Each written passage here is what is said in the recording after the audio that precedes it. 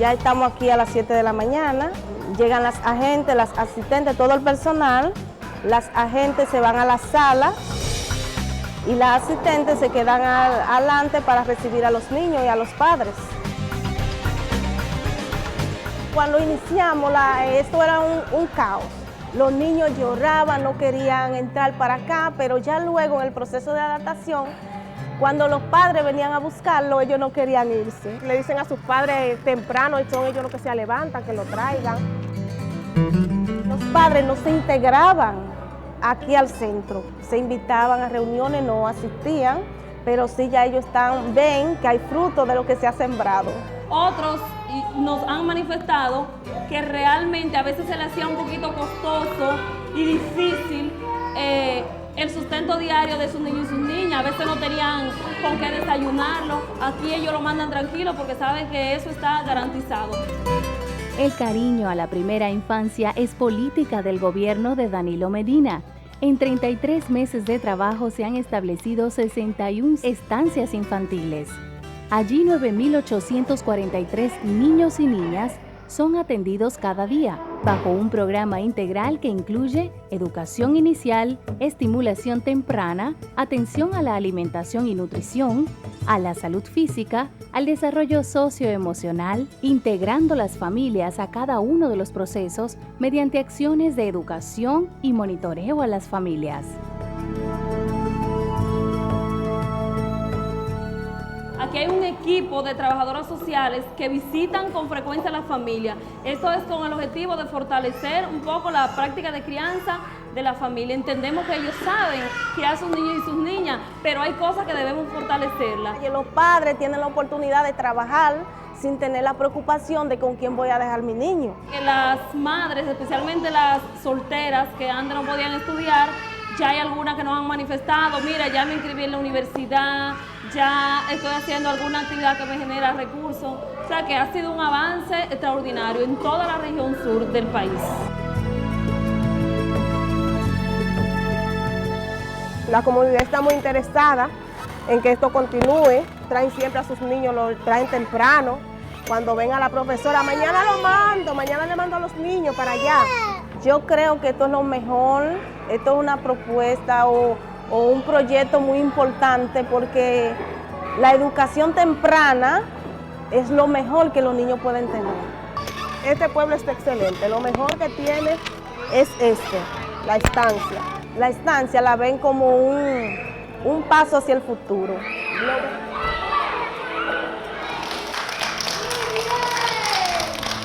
Papi, no te vayas para Chile. No, yo no me voy para Chile. Yo me quedo aquí, sembrando mi yuca y también mi maíz.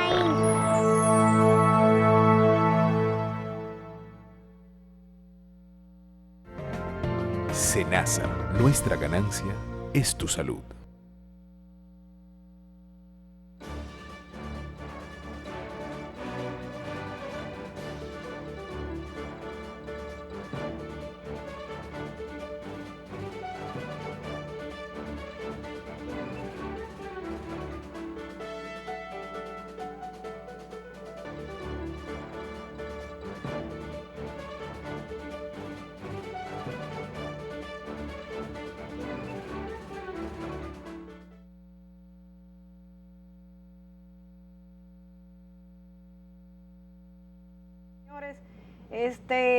En esta semana hemos acumulado una serie de acontecimientos, tanto en el ámbito nacional como internacional, que son dignos de ser rescatados, de explicarle a la gente cómo interpretarlos, cuáles son los principales actores de estos acontecimientos en estos países, cuál es el impacto que podrían tener aquí en República Dominicana al ciudadano común y desde el ámbito de las políticas públicas.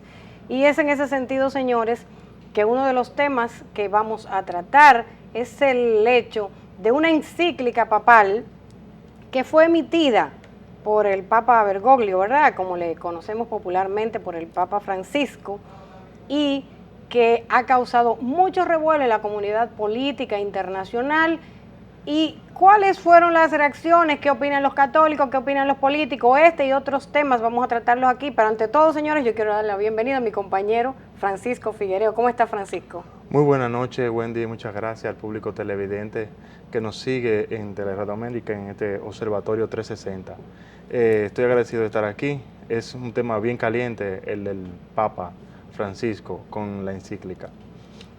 Hay esta encíclica papal que fue emitida por el Vaticano y bueno, y se le atribuye quizás a sectores conservadores dentro de la misma iglesia, vinculados al Vaticano, el hecho de que se filtrara a la prensa antes de que fuera conocido oficialmente que eso fue el miércoles, durante una audiencia general que realmente expresa lo que es la doctrina social de la iglesia, queriendo también rescatar elementos como los de la responsabilidad, la creación, especialmente la atención a los pobres y especialmente también a la gente que más sufre, y hace una especie de cuestionamiento a las relaciones norte-sur, al sistema financiero. Esta encíclica, señores, ha tenido mucho revuelo porque el Papa dijo: nunca hemos maltratado al planeta como lo hemos hecho durante los últimos 2 siglos.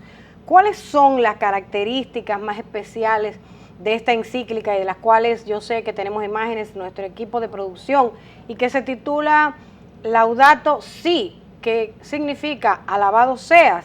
Es la primera encíclica de Jorge Bergoglio, realmente es la segunda, pero es la primera que él redacta de manera íntegra, porque hubo otra anterior que era la Lumen Fidei, que había sido redactada casi en su totalidad por el Papa Benedicto XVI, y está dirigida no solo a los católicos, sino a todos aquellos que puedan contribuir a detener especialmente lo que es la degradación del medio ambiente, en lo que el Papa define como lo que es la casa común que Dios nos ha confiado a todos. ¿Y cuáles son? Y sería interesante nosotros rescatar aquí, Francisco, los temas fundamentales que está tratando el Papa en esta encíclica bien larga. Es la conexión entre el cambio climático y la contaminación ambiental, la pérdida de la biodiversidad, la mala gestión de los recursos naturales, la desigualdad entre las regiones ricas y las más pobres del planeta, la tibia respuesta de los líderes políticos y de los líderes económicos a nivel mundial ante el desafío de la actual crisis medioambiental. Entonces, hay 5 puntos que son la clave de esta encíclica papal. 1, reconocer que el calentamiento global del planeta es una realidad. El segundo es atribuírselo a la actividad humana, que es resultado de cómo los hombres hemos manejado los recursos que se nos han puesto a disposición en esta casa de Dios, como le llama el Papa. Un tercer punto clave de esta encíclica papal es que los países ricos tienen una deuda ecológica con los países más pobres. El cuarto punto es la creación de instituciones internacionales que sean fuertes. Y esto está muy relacionado al hecho de que en la cumbre de Kioto hay ciertos aspectos, hay muchas cosas que no son de carácter vinculante. Y yo les voy a analizar, y es bueno que nosotros lo miremos con un ojo un poquito crítico. El Papa está haciendo una labor de activismo político ante unos acontecimientos que van a venir por ahí, que son de alcance global. El quinto punto es hacer presión a los líderes políticos a nivel mundial y promover y llamar la atención respecto a lo que es el sacrificio individual, especialmente a esas grandes economías que durante y mediante la explotación de minería y demás emiten grandes contaminaciones de CO2 a la atmósfera, y que muchas veces se dice, bueno, la alternativa que ellos han tenido es salir a comprar oxígeno, invertir en otros países en donde hay mayor protección del medio ambiente, como una forma de ellos resarcir y de compensar. Y esto se ha hablado mucho de los famosos bonos verdes, y han habido muchas reacciones, especialmente en los Estados Unidos. Los católicos están divididos, ¿Por qué? Porque el 86% de los católicos norteamericanos tienen una visión muy positiva del Papa. Sin embargo, hay líderes políticos, tanto del área conservadora y como de diferentes grupos, que han tenido reacciones y han hecho comentarios a esta encíclica papal.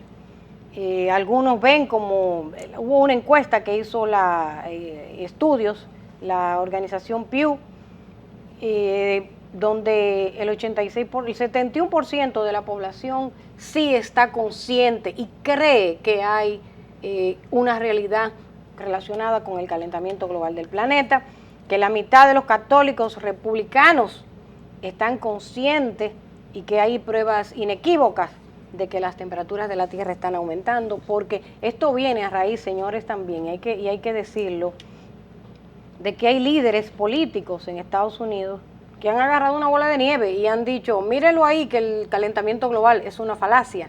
Entonces, todo este tipo de reacciones que el presidente Barack Obama saludó la encíclica papal y vio como positivo que Francisco argumente en esa dirección. Sin embargo, Joe Barton, que es miembro de la Comisión de Energía y Minas de Estados Unidos y miembro también del Partido Republicano, entiende que el Papa no sabe de asuntos medioambientales y que él es católico, pero entiende que el Papa no debe de hablar de esos temas, para que vea cómo los negocios y los intereses de políticos en diferentes lados del partido argumentan en favor y en contra de las reacciones sobre la encíclica papal.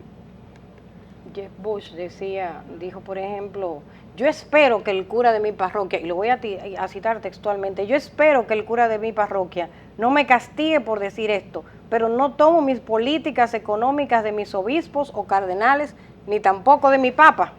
Con estas palabras, el candidato republicano Jeb Bush, que es católico, hermano del expresidente Bush, que se promueve como Jeff.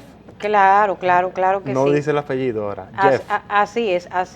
Y asimismo Michael McKenna, que es uno de los asesores republicanos, también dio, y es del equipo más conservador, católico, dice que este Papa lo que está vendiendo es una línea del socialismo latinoamericano. Y justo, mira las coincidencias de que la NASA precisamente en esta semana se ha corrido una imagen en todas las redes sociales, y sería bueno que nuestro equipo de producción la saque y la tenemos ahí en pantalla, señores, de cómo está la situación de las aguas subterráneas en el planeta, una cuestión terrorífica, y cómo las principales fuentes, los principales acuíferos están en una fase de deterioro, y donde parece ser que los más afectados son los de los países árabes. Pero estos señores nos está diciendo a nosotros que, coincidiendo con esta encíclica, justo la publicación de esta imagen de la NASA, es para que reflexionemos. Si uno toma en consideración que el 35% de las aguas que estamos usando los seres humanos en todo el mundo proviene de acuíferos subterráneos, y se estima que 21 de los principales 37 acuíferos más grandes, más importantes, que van desde China, la India, Estados Unidos, Francia, han pasado ya su punto de inflexión de lo que se tenía previsto, que era la sostenibilidad de los mismos. Entonces, siendo así y teniendo esta realidad que golpea, digamos, a toda la humanidad, yo creo que no es pertinente que se hable con desdén sobre lo que han sido estas declaraciones del Papa. Sobre otras reacciones, porque vamos a una pausa comercial en breve, yo quiero que comentemos una vez que regresemos. Señores, no se vayan, quédense ahí.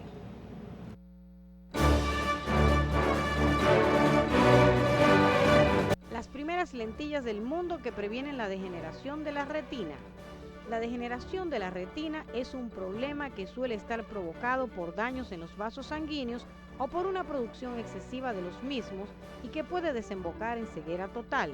Para remediar este problema, un equipo de investigadores de la Universidad de Madrid, España, ha creado las primeras lentes de contacto del mundo que son capaces de proteger del daño que causa la luz violeta y azul en la retina, protegiéndola así de su degeneración. La investigación, junto con su logro que se ha desarrollado a lo largo de 13 años, representan las primeras lentillas que obtienen un certificado de seguridad retiniano. Las lentillas en cuestión, que se pondrán a la venta con o sin graduación, añadirán a su función actual de compensar la miopía, el astigmatismo o la hipermetropía otra protección contra la luz para que ésta no llegue al fondo del ojo y lo dañe.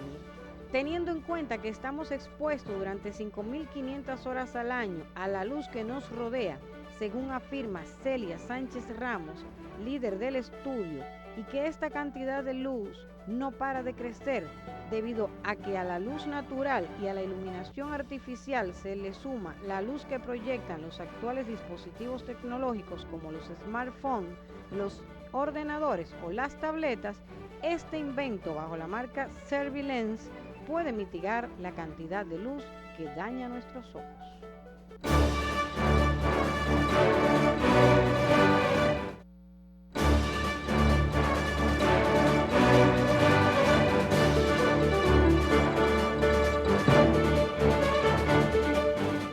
Educación para tu Salud Financiera presenta Sara y Luis, su ruta hacia un crédito saludable. Sara y Luis forman una joven pareja. Tienen varias deudas y se les hace difícil pagarlas. Por esto, han decidido hacerle frente al problema tomando un préstamo para consolidar sus deudas con un solo acreedor. Sara y Luis deciden evaluar todas sus opciones, incluyendo la de un préstamo informal. Al evaluar, se dan cuenta de que con un préstamo informal pagarían intereses muy altos y no construirían su historial de crédito. Finalmente, Sara y Luis deciden no correr riesgos e irse por la vía correcta para consolidar sus deudas, solicitando directo y en vivo un préstamo formal. Sara y Luis están felices porque disfrutan de las ventajas de haber consolidado sus deudas. Ahora realizan un solo pago mensual con una entidad financiera regulada. Para conocer más acerca de cómo manejar tu crédito, infórmate en educacionfinanciera.sb.gov.do. Educación para tu Salud Financiera de la Superintendencia de Bancos. Senasa, nuestra ganancia es tu salud. Wind Telecom te ofrece el mejor entretenimiento en tu televisión. Más de 191 canales desde 550 pesos mensuales. Además, combina con nuestros paquetes premium y la mejor selección de canales en alta definición. Activa el entretenimiento más completo y disfruta tu televisión. Wind Telecom. Siente tu libertad. Aprovecha un 25% de descuento durante 4 meses al contratar tu servicio.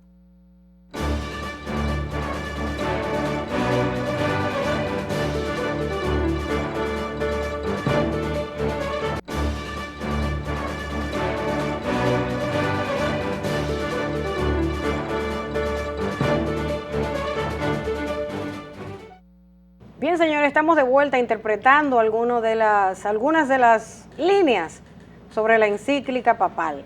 Y ahí es donde yo quisiera, Francisco, que empecemos a leer entre líneas las intenciones que ha tenido el sumo pontífice. ¿Sabe por qué? Precisamente porque dentro de 3 meses el Papa va a hacer una visita a los Estados Unidos y de manera conjunta en la Asamblea General de las Naciones Unidas también va a estar las cámaras del Congreso y hay que ver las reacciones que van a tener estos sectores conservadores con relación a eso, porque el Papa está mandando un mensaje. ¿Cuál es el mensaje que quiere mandar?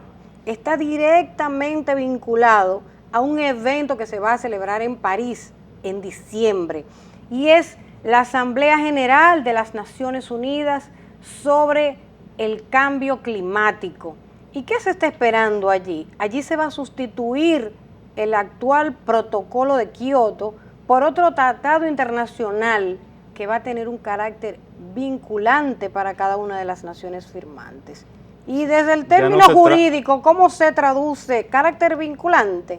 Que va a ser de aplicación obligatoria. Y yo me imagino que siendo así, podría implicar o sanciones o acceso o quizás quitarle el acceso a ciertos recursos, a los países que no cumplan con los compromisos asumidos en este nuevo tratado internacional en virtud de esta nueva cumbre del cambio climático. Y el Papa, señores, lo que ha hecho es políticamente empezar a hacer presión a los líderes mundiales respecto a la toma de conciencia. Y una cuestión que nos hemos dado cuenta que también se está un poco activando en la agenda, es llevarle no solamente este mensaje a los líderes políticos, sino a toda la feligresía católica, a los obispos, a los cardenales, de que este mensaje tiene que estar y ser parte de las demandas ciudadanas y que nosotros como ciudadanos del mundo debemos empezar a empoderarnos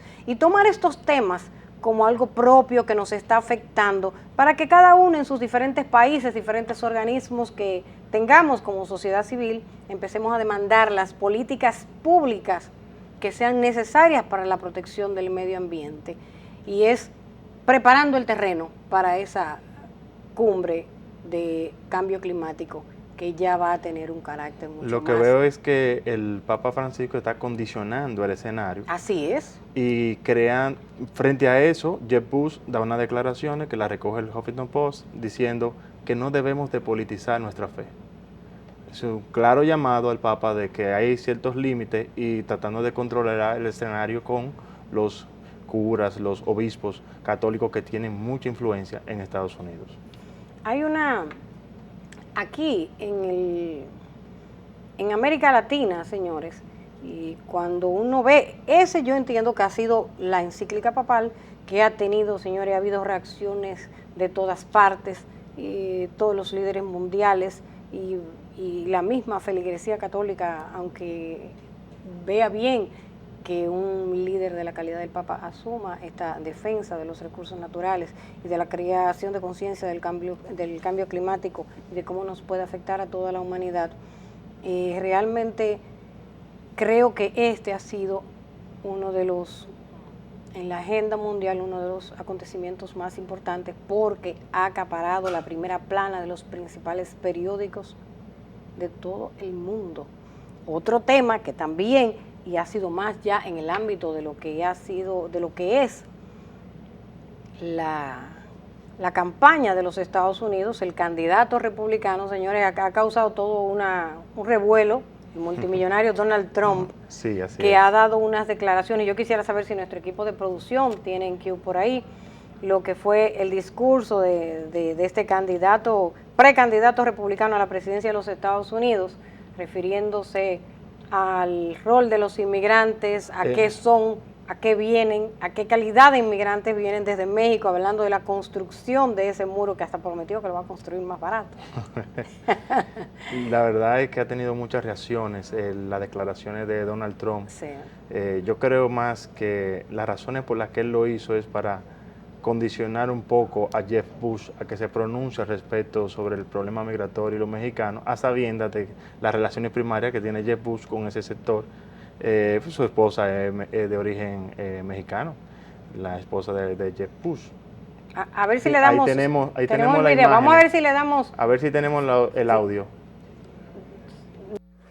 They sweated like dogs. They didn't know the room was too big because they didn't have anybody there. How are they going to beat ISIS? I don't think it's going to happen. Our country is in serious trouble. We don't have victories anymore. We used to have victories, but we don't have them. When was the last time anybody saw us beating, let's say, China in a trade deal?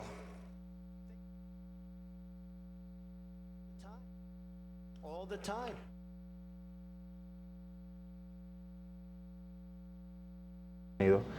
En los años 90, la calidad del inmigrante, si podemos hablar con ese concepto, probablemente un 20% de los que llegaban a Estados Unidos tenían una escolaridad de bachiller.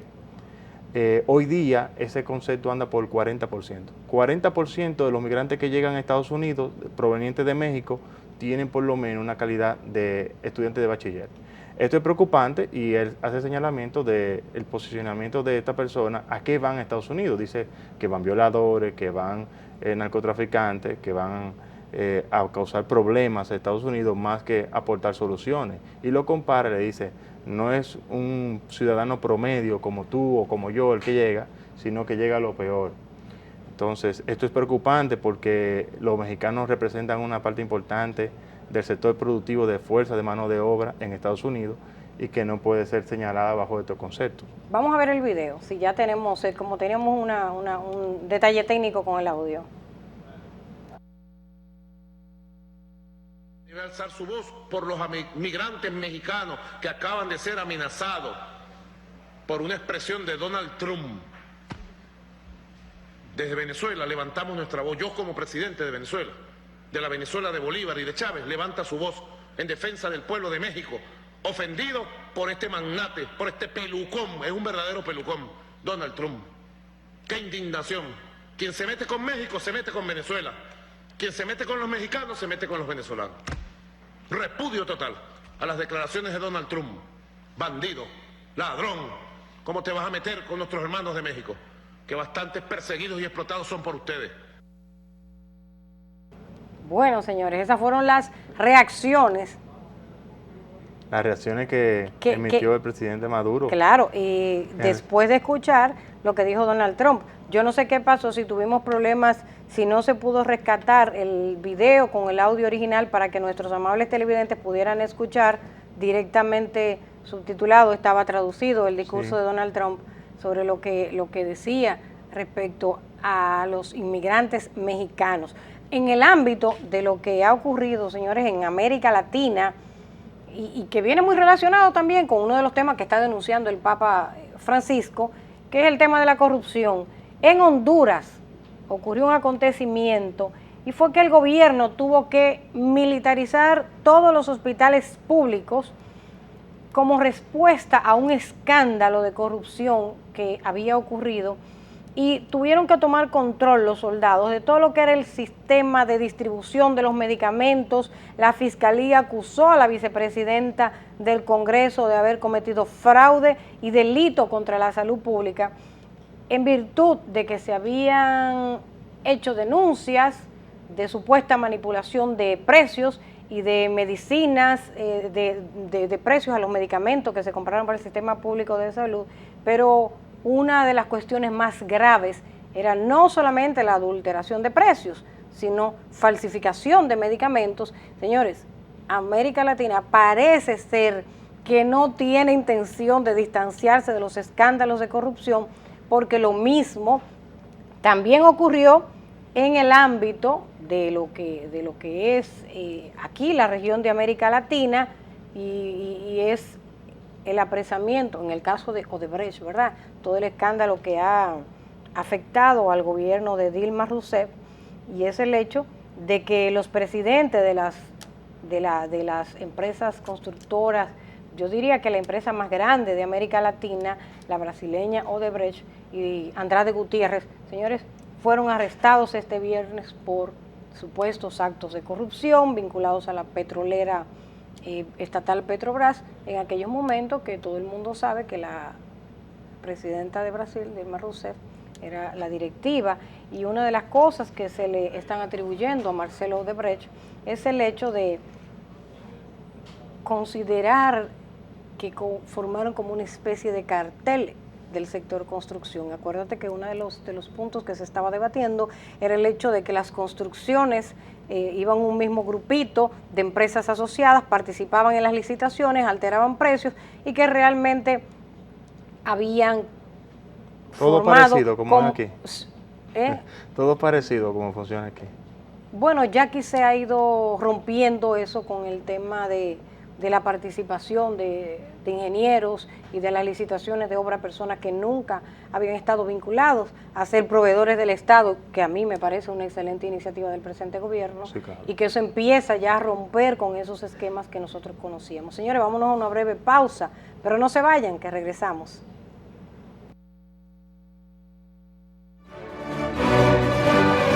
¿Cómo funciona la carga inalámbrica?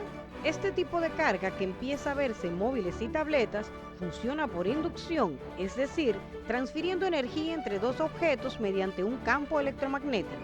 La base de carga tiene una bobina que genera un campo magnético de intensidad y alcance limitado. El objeto que cargamos también lleva una bobina en su interior. Al acercarlos, el campo magnético induce una corriente que recarga la batería interna. Hasta hace poco, la carga por inducción resultaba lenta y desperdiciaba mucha energía. Aún resulta menos práctica que un cable, pero el salto a bobinas fabricadas con materiales más ligeros y finos y el uso de altas frecuencias para la transmisión de energía han conseguido que sea una solución práctica para objetos de pequeño tamaño y consumo como el teléfono móvil.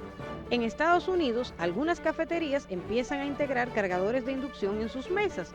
Los usuarios pueden dejar sus móviles sobre ellas mientras toman un café y cargan el dispositivo.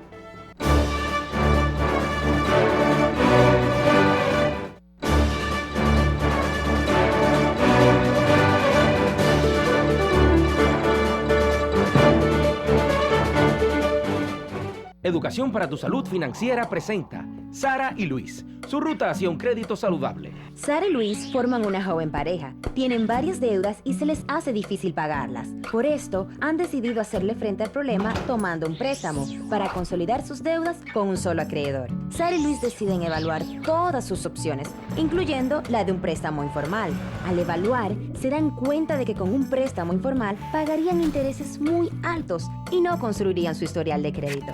Finalmente, Sara y Luis deciden no correr riesgos e irse por la vía correcta para consolidar sus deudas, solicitando directo y en vivo un préstamo formal.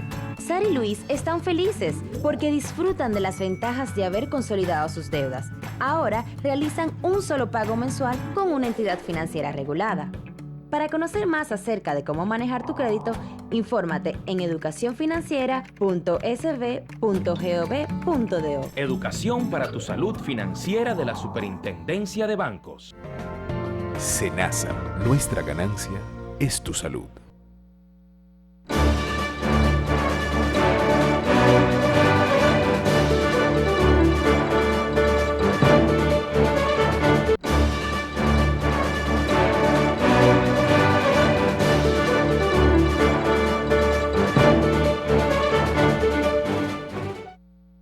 Bien, señores, estamos de vuelta.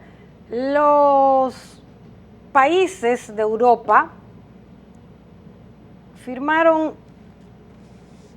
luego de la Segunda Guerra Mundial este tratado que conformó toda la Unión Europea, y luego digamos que el sumo, el máximo, la máxima conquista, el sueño de los países europeos era tener una moneda europea común, políticas económicas común, al amparo de un Banco Central Europeo, y señores, todo esto ha venido un poco empañándose a la luz de ciertos acontecimientos que han venido sucediendo desde el año 2009, 2010, con la crisis económica de Grecia, y que el lunes se va a celebrar una cumbre de los países europeos para ver cómo se le busca la vuelta a la situación. Yo quisiera que Francisco, que tenía unas ideas que esbozar sobre este asunto, para después nosotros analizar cuál es el impacto que pudiera tener el peor de los escenarios si Grecia tuviera que salirse de la zona euro o si tuviera que retirarse del mismo grupo que es la Unión Europea. Me gustaría un poquito que ayudemos a edificar a todos nuestros televidentes, porque no todo el mundo tiene que conocer cuál es la génesis de esta crisis que está afectando a Europa y que amenaza con la unidad europea de la posguerra. Fíjate, en el 2001, cuando se decide aperturar ya la moneda única europea, es sobre la plataforma del Tratado de Maastricht. El Tratado de Maastricht establecía que los países que iban a entrar en el tratado tenían que tener 60% de su deuda, o sea, la deuda total que ellos tienen sobre el Producto Interno Bruto tenía que ser un 60%. La realidad era que Grecia tenía 100% de la deuda y no estaba en capacidad de entrar. pues los políticos se pusieron de acuerdo y decidieron que Grecia era importante geopolíticamente para que entrara dentro del tratado.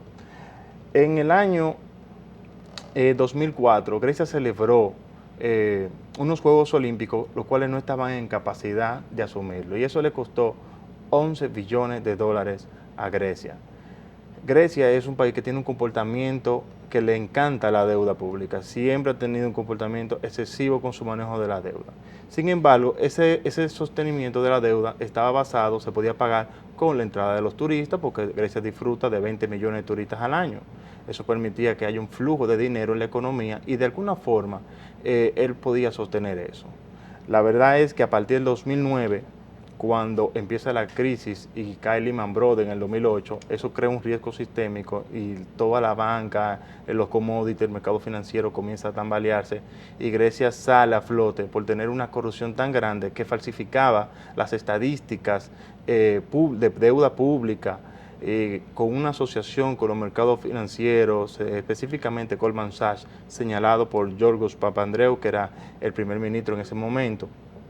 Y sale que Grecia no debía 100% de su deuda, sino 120% de la deuda en ese momento. Estamos hablando del 2009. 120% del Producto Interno Bruto. Del Producto Interno Bruto. Su deuda era ese equivalente. Así es decir que eso creó una alarma importante en toda la Comunidad Europea y la Comisión Europea, y Grecia se vio enfrente a la Troika. La Troika es el Fondo Monetario Internacional, la Comisión Europea y el Banco Central Europeo, y ahí dentro de esos componentes tenemos al Eurogrupo. El Eurogrupo son todos los ministros de finanzas de la Comunidad Europea que se sientan a discutir con los países miembros las políticas fiscales y materia económica que se van a implementar en los países.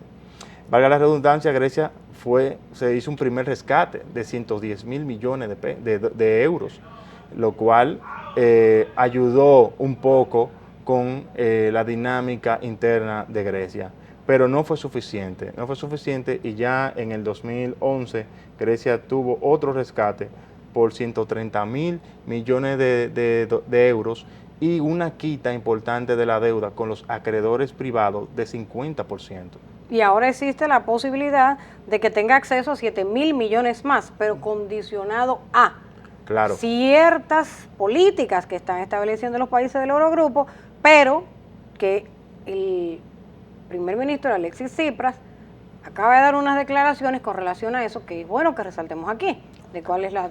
Claro. Después que tú acabes de aterrizar la idea, para que después veamos cuáles son las reacciones que tiene desde también Christine Lagarde, el Fondo Monetario Internacional. Sí, para concluir esa parte, lo importante en el 2011 fueron los ajustes que se hicieron, porque Grecia ha hecho todos los ajustes que le han pedido. Lo único que ellos han dicho es que, mira, yo las pensiones y los impuestos al valor agregado, o sea, el IVA, no le puedo poner un 11%. El ITEVIS de aquí. El ITEVIS de aquí, no le puedo poner un 11% a la medicina. O sea, allá hay un concepto humano sobre las personas que tienen necesidades de consumir estos medicamentos, y ellos entienden que no le pueden poner un impuesto a la medicina porque primero es antipolítico, porque ellos tienen una situación política muy delicada en su país. Sí, así es. Y también bajar las pensiones. Fíjense, el 75% del presupuesto primario griego se va en pensiones. Eso representa un 16% del Producto Interno Bruto actual de Grecia, porque hay que recordarle a los amables televidentes que el Producto Interno Bruto de Grecia se ha reducido fruto de la crisis un 25%. Ahora, ¿qué tenemos enfrente ahora? Bueno, lo que tenemos enfrente en la actualidad es que el 30 de junio Grecia tiene que pagarle al Fondo Monetario Internacional 1.600 millones de euros. Eso representa un dinero que ellos no tienen, porque ahora mismo el superávit primario que ellos disfrutaban en los primeros 5 meses del año ya lo han consumido. Frente a ese escenario, se dio una reunión del Eurogrupo y los ministros del Eurogrupo no quedaron satisfechos con las propuestas que hizo Giannis Varoufakis al Fondo Monetario Internacional, a la Comisión Europea y el Banco Central Europeo. Que Giannis Varoufakis es el ministro de Finanzas y quisiera inclusive... una de las cosas que él planteaba y que tenemos por ahí imágenes de apoyo es que él decía, bueno, yo no quisiera que ustedes vengan a decirnos a nosotros en Grecia como ustedes quieren, que que estructuremos el presupuesto, sino que nosotros diseñemos nuestro propio presupuesto nacional y les invitamos a que sean ustedes los que vengan y nos acompañen a supervisar la ejecución de eso que nosotros decimos de cómo vamos a gastar el dinero. Ese ha sido parte del impasse. Yo quisiera ver si tenemos ahí nuestro equipo de producción las reacciones de Christine Lagarde, que es la directora gerente del Fondo Monetario Internacional, a estas propuestas que vinieron del gobierno griego. También tenemos la de Yanis Varoufakis, que es el ministro de Finanzas y de la misma Comisión Europea. El señor Juncker. Juncker, que es el presidente de la Comisión Europea, que es lo que ellos están esperando. No sé qué nos tiene, si no tiene nuestro equipo de producción. Si queremos nos vamos a una pausa comercial, ¿verdad? Sí, nos vamos a una pausa comercial para que luego nos traigan las imágenes. Señores, no se vayan, que regresamos de inmediato.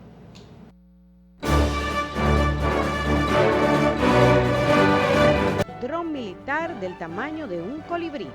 Se llama Black Hornet, pero más que un avispón negro, tiene el tamaño de un colibrí.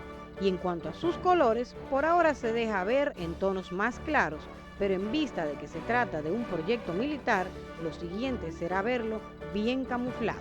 Si metemos el concepto dron a todo aquello que vuela y no está tripulado, hay lugar para el Black Hornet. Es tan pequeño como capaz, a pesar de que a alguno le pueda recordar a un dispositivo de juguete, ya que es capaz de portar con una cámara y tiene una autonomía de vuelo de 25 minutos, no es algo que haya aparecido ahora de sorpresa. Los militares británicos llevan utilizándolos desde el año 2013 y ahora es el turno para las fuerzas especiales de los Estados Unidos.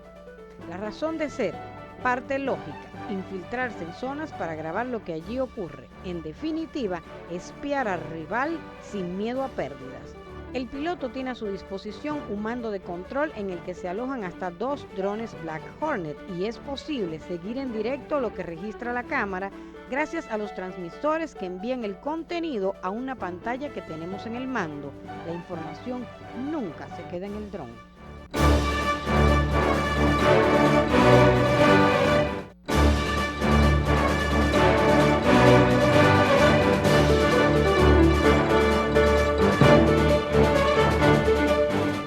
Educación para tu Salud Financiera presenta Sara y Luis, su ruta hacia un crédito saludable. Sara y Luis forman una joven pareja. Tienen varias deudas y se les hace difícil pagarlas. Por esto, han decidido hacerle frente al problema tomando un préstamo para consolidar sus deudas con un solo acreedor. Sara y Luis deciden evaluar todas sus opciones, incluyendo la de un préstamo informal.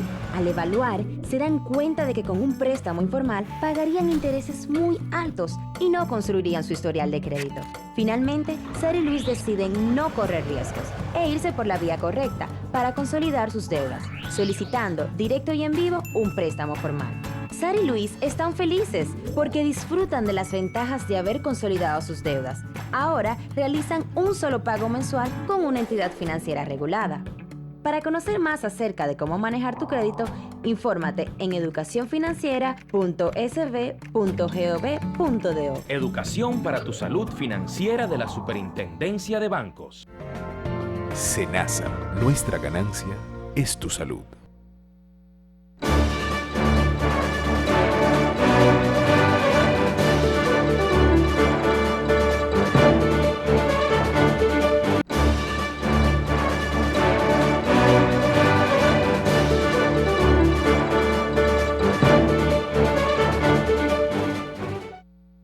Bien, señores, estamos analizando la crisis económica de Grecia que amenaza con la estabilidad de la Unión Europea, de la zona euro. Y después, señores, porque mucha gente se va a preguntar, ¿y eso con qué se come en este país? ¿Cómo nos va a afectar a nosotros? Tenemos en pantalla unas imágenes. Ante todo, quisiera que nos den para acá porque queremos pedir excusa a nuestros amables televidentes porque anunciamos unos videos y hemos tenido problemas con el BTR. No los vamos a poner, pero sí tenemos que usar unos gráficos que están en el equipo de producción tiene por ahí para analizar esto y decirle a los dominicanos por qué nos importa que se resuelva o cómo nos va a impactar a nosotros las soluciones que se le busquen a la crisis económica de Grecia que afectan a la eurozona.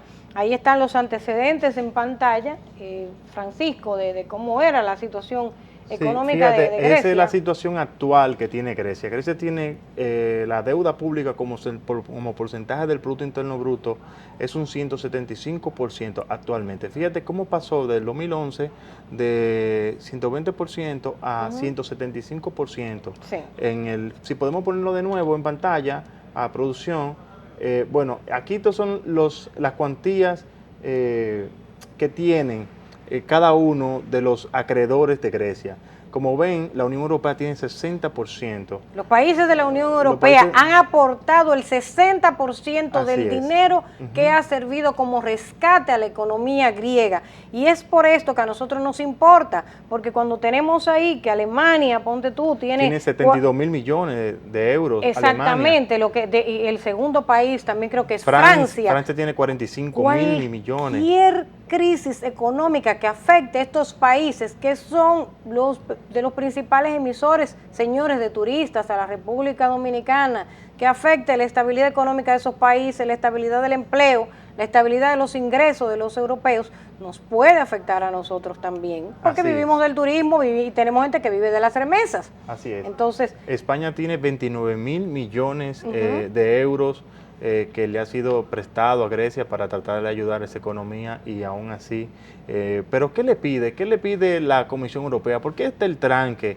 entre la Troika y Grecia? Bueno, porque le están exigiendo flexibilidad laboral, le están exigiendo que para el año 2016 tiene que tener un superávit fiscal de un 1% del Producto Interno Bruto griego, le están pidiendo una rebaja de las pensiones, le están pidiendo rebajar los salarios de los funcionarios públicos y de los policías, de los bomberos, le están pidiendo un aumento del IVA de 11%, y los griegos le están proponiendo, mira, las medicinas vamos a poner un impuesto de 6%, no de 11%. Y a los productos que no estaban grabados anteriormente, vamos a ponerlo en esa escala de 6%. Los demás lo ponemos a 11% y los otros a 18%, que es más bajo que República Dominicana, que aquí por el ITEVI vamos sin embargo, Francisco, porque como ya se nos está agotando el tiempo, una de las cuestiones importantes y por la que es un peligro y una amenaza a la situación de Grecia y cómo se maneje con esta cumbre de urgencia que hay para el lunes, de que cómo los países europeos van a manejar esta situación, es por el hecho de que se teme el efecto contagio, señores. Si Grecia sale de la eurozona y hay esta amenaza de que posiblemente salga Reino Unido y también la crisis de Ucrania, hay mucho temor de que este sueño del máximo que ha llegado a esta gran, yo soy de lo que pienso que esta gran unificación de la Unión Europea pudiera verse seriamente amenazada. Hay muchas visiones optimistas, unas más pesimistas, pero está en manos de los países de la Unión Europea de si salvan a Grecia, salvan la Unión Europea, cómo van a seguir administrando las exigencias que se le están haciendo a la economía, si es políticamente sostenible.